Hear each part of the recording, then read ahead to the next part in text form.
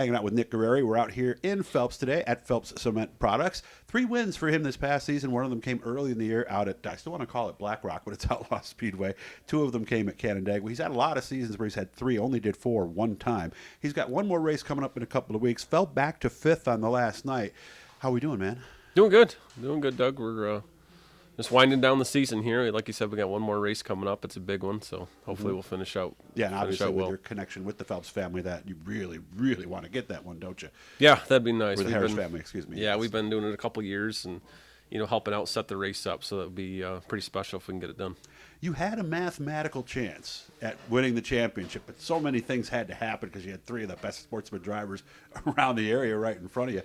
What was your mood going into the night? What did you tell yourself you had to do? I would imagine just go out and win the race and see what happens, right? Yeah, I knew I was in trouble going into a couple weeks before that. We were running third and hit a Uke tire with 2 laps to go. Ended up with a 21st place finish, so that kind of I knew right then it took us out just because of how competitive the class is, and everyone's in the top 5 consistently every single week. So a DNF or a finish like that, it's going to take you out of it. So, and then we won the week prior to final points night, so I knew that was going to put us in the back for handicap. So we were handicap 22nd that night. We started the feature 15th and got up to 10th. It was just a so-so night for us, and those guys started ahead of us and were able to get up through traffic earlier, and that's all she wrote. If my math is right, if you would have taken that 21st place finish and even finished 5th, you would have been right there, wouldn't you? Yeah, I think it would have put us maybe third, right around third. But We're within a little bit margin. Yeah, right? it would have been a lot closer. Maybe yeah. even single digits. Yeah, I don't like to think about it, but those other guys had a couple bad nights too. So the coulda, shoulda, woulda, they would have had those nights too. So it all played out. I mean, those guys had great seasons, and we had 2 nights that we didn't finish in the top 10. There was an 11th place finish and then that DNF. So, I mean, that's nothing to be ashamed of on our part. We won 2 races and we were in the top 10 all but 2, so I'll take it. And you're still top 5 in points with 2 wins. I mean, there's nothing wrong with that, is there? Yeah, it's a good season. I mean, anywhere else that puts you right up front in the points, and it just shows the class of the field there. It's tough, and anywhere you go in the whole Northeast, I think that's one of the toughest sportsman fields there is. And it always has been. And then you add in Tyler Corcoran into the mix, and now you got another guy who comes in. So exactly, that's impressive to come into a track that you don't race that weekly, just a couple times a year, and run up front like you did. That was pretty good. Mm-hmm. So we still have a lot to be proud of, and you were up front in that top 5 on many, many nights. Yeah, it was very good. We had no breakdowns, mechanical failures. The maintenance was there all year long. Just one error on my end. We hit that Uke tire, and that was it. But every other night we were in the top 10, or we had one finish that was 11th. So overall, it was a good season. And we had wins at 2 different racetracks. That means something else, doesn't it? Yeah, we had a night on a Friday. We saw they had a bigger purse down there. We had some new tires we were going to run in, so we went down there. And went there, really? They had ended up being 18 cars. We started 12th with a handicap and 1 going away. So it's just a good night. Everything worked out for us. Had you won at Dundee before? Yeah, a while back. Yeah, okay, we hadn't so raced there in quite a while. So yeah, we won 1 race. It was a Grit Series race 5, 6, 7 years ago. Mm-hmm. Now, was this your first win? Did it come in at Black Rock, or did it come? We won. I think it was back in June at Canandaigua, and then about a month ago at Dundee, and a couple weeks later at Canandaigua again. So now is that time of the year. Obviously, summer's over, unfortunately, and everybody's back to doing their normal things. How do you evaluate what you do next? What factors go into your decisions on whether to update equipment and what your schedule and things like that?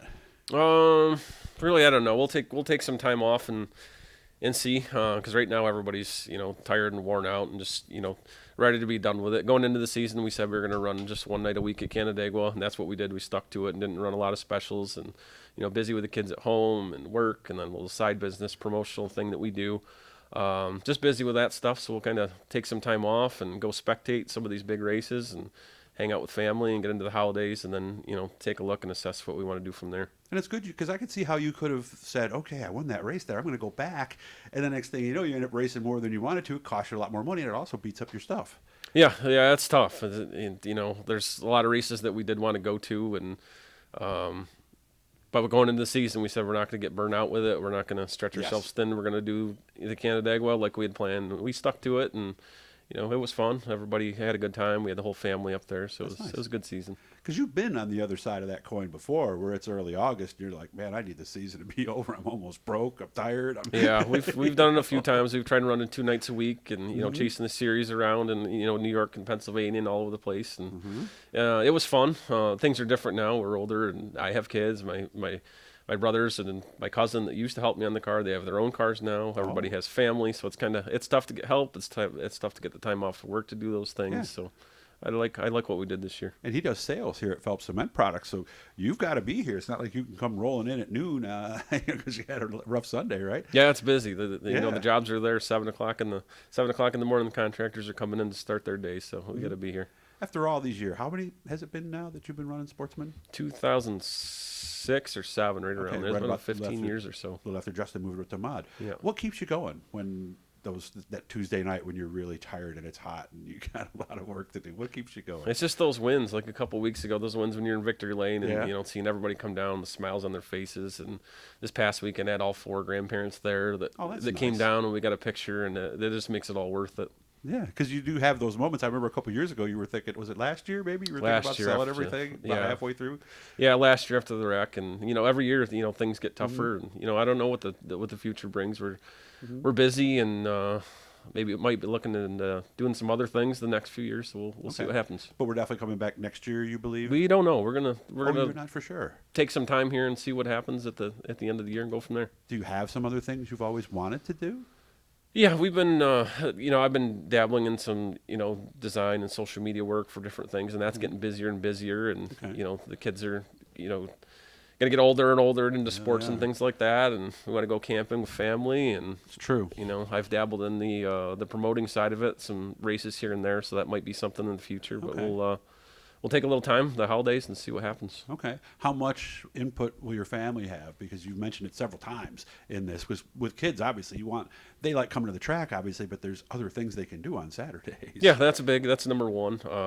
My family at home, those guys, it's tough on the weekend because I work here on Saturdays. We're out I didn't know that. Yeah, we're out at noon here, so I go home, I get the car, all loaded up and ready. Then I'm gone on Saturday, and then Sunday turns into washing the car and mowing lawn, and before you know it, the weekend's over, and then you got another couple nights during the week, and for maintenance, so it makes it tough. So on my end, I want to spend more time with the kids, and go camping or do different things, and that's tough. And then on the other hand, I have the rest of my family, my brothers, my cousins, my parents. Those guys are all up at the track, so we can find a happy medium, I'm sure. Even if we do take some time off from out of the seat, I'll be there helping those guys out and hanging around. So of course, if you don't race enough, you don't stay competitive either. So that's exactly it. You can't be half in it. Once you have a to month or something. You have to eat, sleep, and breathe it to be good at it, and that's what the guys on top of the game. That's what they're doing. So we haven't made the final decision yet. We got to talk to everybody. These are tough decisions, guys. See what everybody happens. does that at some point or another. So, well, I hope you have fun this weekend. He'll be a spectator, but you never know. He might actually go to work. We'll have to see how that goes. Yeah, I'm sure we'll find something to do over at Weedsport. Appreciate you making time for me. And again, good luck with that decision. And as soon as you know more, let me know, and Thanks, we'll tell everybody why. So appreciate it. Everybody has to make that decision at some point. Life does get in the way of this, and it is so all-consuming that it really can, unfortunately, mess up a lot of other areas. Hit that blue E, guys. Subscribe. Thanks for making time for me, man. I'll talk to you soon. Thank you, Doug.